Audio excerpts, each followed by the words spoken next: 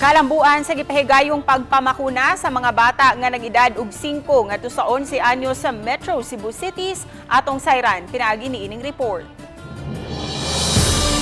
Sa Lapu-Lapu City, nahurot sulod lang sa usa ka semana ang 1,500 doses sa Pfizer vaccine sa gipahigayong extended pediatric vaccination.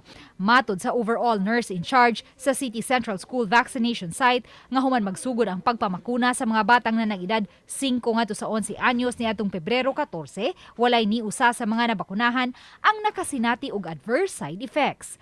Hangtod kaganihang udto, moabot na sa 1,980 ka mga bata ang nabakunahan. Excited po kayo ang mga bata nga mga bakunahan sila kay para makabalik na pud kuno sila sa eskwelahan nila.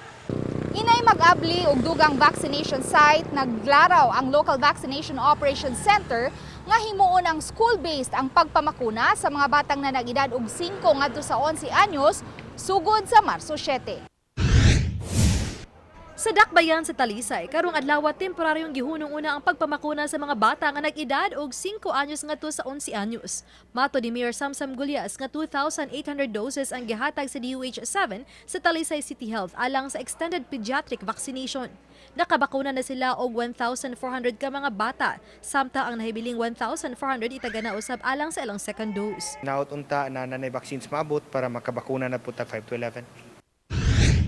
Ipadayon sa dakbayan sa Sugbo ang pagpamakuna sa 5 hangtod 11 anyos ug mga adlaw. Kinihuman temporaryong gihunong sukat kagahapon adlaw kay nagkuwang ang bakuna.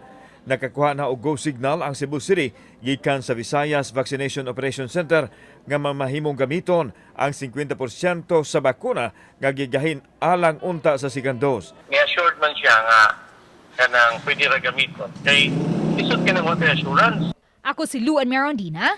Ako si Famary Dumabok. Ako si Alan Domingo. Balitag, Bisdak.